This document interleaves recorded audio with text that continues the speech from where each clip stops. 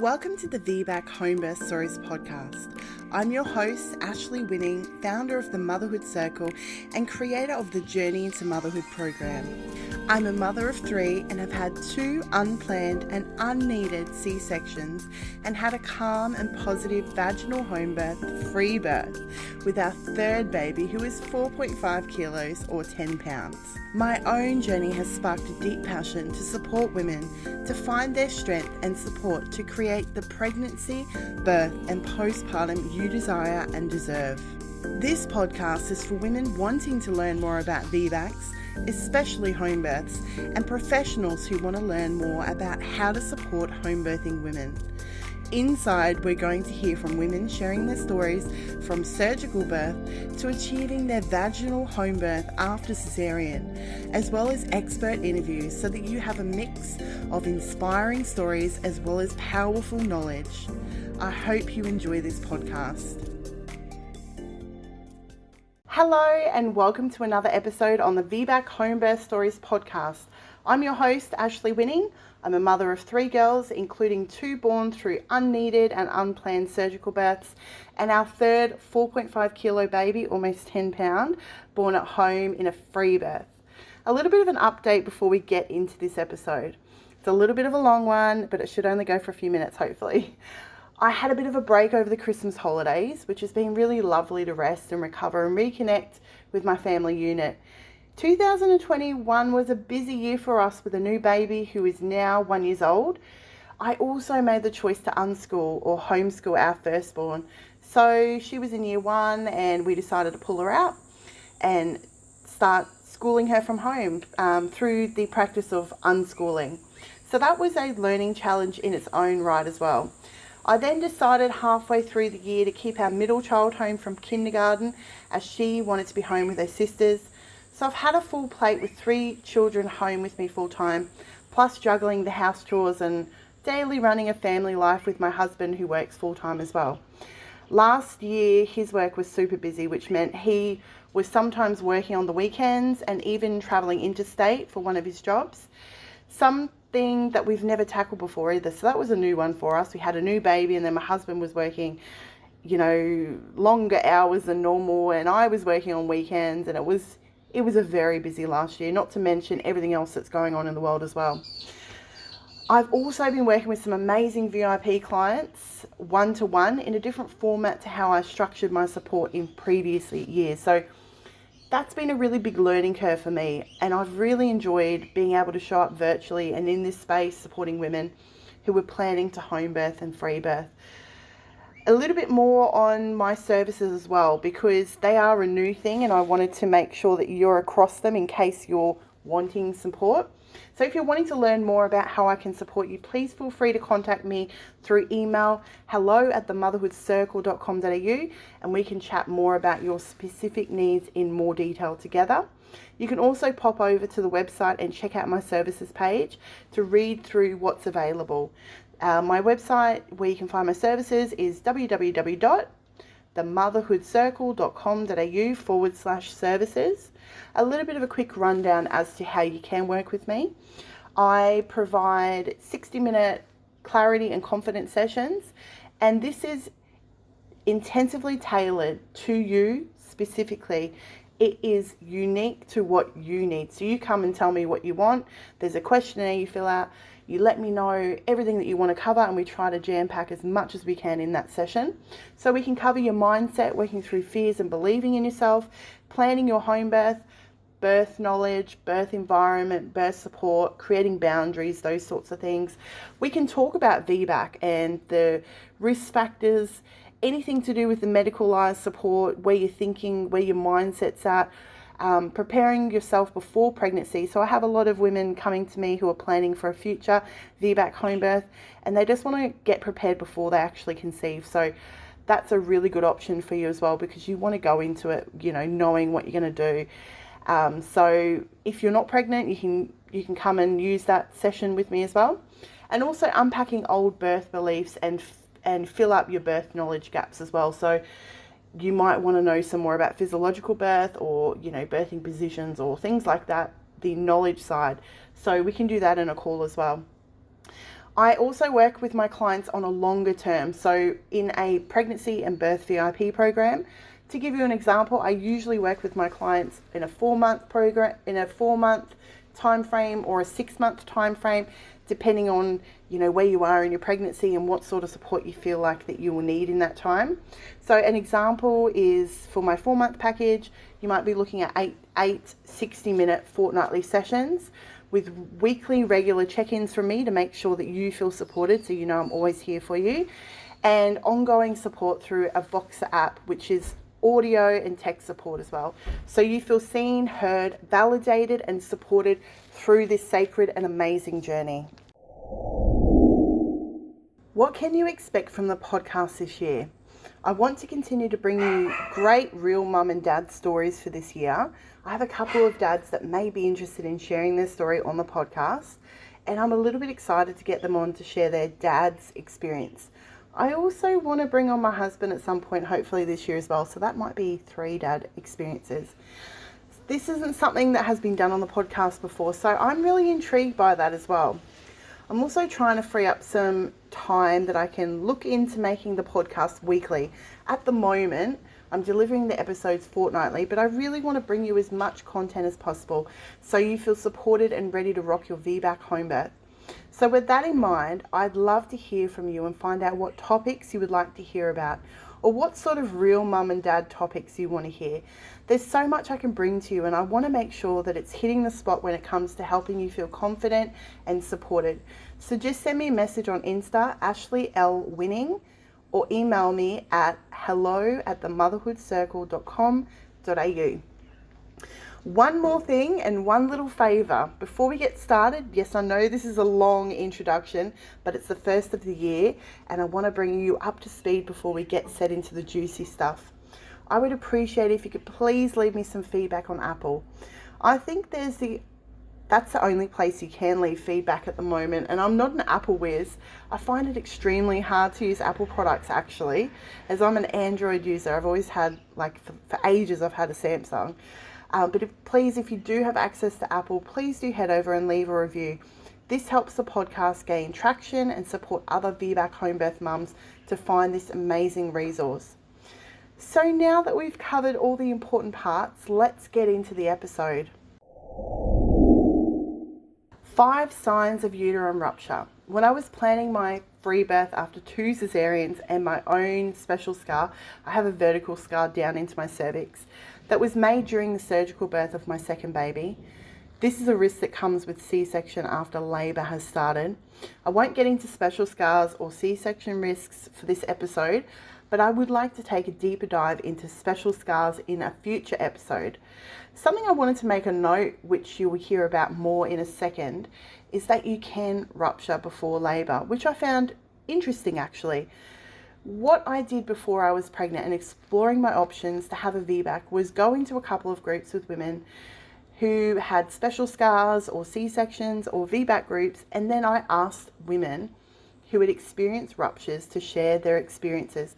I wanted to really understand their experiences. I wanted to see what happened if they did have a rupture, what kind of rupture, was it catastrophic, what did it look like, what were the symptoms, what were the signs. I wanted to be across the board so that I could move forward with whether I was happy to accept those risks, and also I wanted to feel covered in my VBAC home birth moving forward. So here's what they said. I've actually copied and pasted some of the information here and changed it a little bit just to so people can't be identified. But here's what some of them said. I ruptured at 41 weeks during an induced VBAC attempt. I felt the pain immediately. It was like a lightning bolt and then pain that didn't go away. I hadn't had any pain relief though, and I think that may have helped to identify something was right off the bat, so right away basically. I feel that my intuition and connection to my baby was so strong because I had released all of my fear that I was able to hear my baby telling me something wasn't right. I have innate faith in that connection being able to keep us both safe again. The days I imagine a repeat cesarean is not for my fear of re-rupturing, it is for my desire of control. I felt like I needed a cesarean probably an hour or an hour and a half before I ruptured. I had quite a few emotional moments during my labour, scared that doctors would try and manipulate me into a cesarean. I was labouring in the pool, and then out of nowhere I stood up to get out for some reason, and I felt this huge rush of energy all over my body, and I said I needed a cesarean. I just knew it. The pain was so crazy intense, and I knew something serious had happened. I woke my husband up and we rushed to the hospital. The pain never stopped. It was 100 times worse than a contraction or any pain I'd ever felt. I ruptured and I didn't know. I was booked in for a C-section at 37 weeks, but a few days before I felt like some pain, little sharp cramps, and I just didn't feel right from then on. In the following days, I was at a hospital twice for reduced movements and for my pre-op. His heart rate was really high, but they sent me home saying to drink more water. I went in for my section as planned, but when they opened my stomach, they found that my uterus was already open and the only thing keeping my baby alive was the membranes. It had been that long, the placenta had become infected, so they think the pain I had 3 days before was when it ruptured and the consultant missed it. I ruptured with my second. My labour was all natural, no meds, and 12 hours from early labour to delivery. I ruptured right at the end and I delivered vaginally. My first was a low transverse C-section. I didn't know I ruptured, but I was pushing. She was crowned, then suddenly heart rate dropped and she receded from the birth canal. I had no idea anything was going on. I was so focused on my pushing. My midwife silently called the OB, who came and observed for about 20 minutes. Then my midwife said to me, "You need to push as hard as you can with the next push. We need to get her out." OB used the vacuum and she was out in the next push. Hapgar was one, but she recovered and is a healthy 2-year-old. My rupture wasn't repaired for 3 days as the team wasn't sure what had happened. All my vitals were fine. The only pain I felt was a referred shoulder pain. Then 3 days later, I took a turn for the worse and ended up in the ER and rupture was repaired. It was a full along my previous scar line. If I was pregnant again, I'd love to VBAC. So you've heard some of those stories that many of the women did experience a knowing, a feeling that something wasn't right. Some of them shared that they had sharp and terrible pain that was constant as well. Some shared a sharp pain that was radiating in their shoulders, like at the ends of their shoulders. So this gives you a really good indication as to, you know, getting that real life hearing experience. Obviously, a lot of the groups that I did go into were, so one of the special scar groups, you know, I don't know exactly the percentages, but I'm thinking like half of them probably, you know, this is just me making up in my head. I don't know what the percentages are, but from the posts that I've seen in the group, half of them kind of go for cesareans after their special scars, and half of the people, you know, try for a vaginal birth afterwards as well. So that's a pretty much a group that's kind of shared with, you know, you've got people looking at cesareans and you've got people looking at vaginal births. Some of the information that I got from the VBAC groups, obviously it's pro-VBAC. If I had gone into a cesarean group and asked that question and it was pro-cesarean, I may have got different answers. There may have been more fearful responses from people. I just wanted to be just transparent in that where I got the information and those responses from as well. Just so that you know, I like to be as transparent as possible. But we're not here really to talk about other people's experiences, but I think it is really good to listen to other people's experiences. I have a podcast dedicated to sharing women's experiences, so I obviously feel it's very powerful to listen to women's experiences and stories. I obviously find that really powerful, and I hope that you find it powerful as well, because that's how we pass on information and we pass on knowledge and wisdom, and that's how we've been doing it through stories and books and sharing on wisdom and knowledge through experiences. I mean, that's what studies are as well at the end of the day. You're taking parts of people's experiences or stories and putting them into your study. So what are some of the signs that you can look at for your VBAC home birth? Sudden uterine rupture pain, uterine contractions that don't stop. So with normal contractions, usually you have a break. Could be 30 seconds, could be a minute. In my case, I had like 5 to 10 minutes sometimes during my labour, where I didn't have any pain or surges or whatever you want to call them. Shoulder pain in the tips of your shoulders. Severe vaginal bleeding or hemorrhaging is also another sign that they look for. A long labour or drop in heart rate with babies. And also we did hear as well fetal distress and regression of your baby in the womb. So these are some of the signs, if you do have a midwife with you, that they will look for with a VBAC home birth as well. Some of the things that you want to be looking for if you're not having a midwife or you're wanting to have an instinctive birth, obviously things that you can feel inside your body, and also those things that you just know something's not right.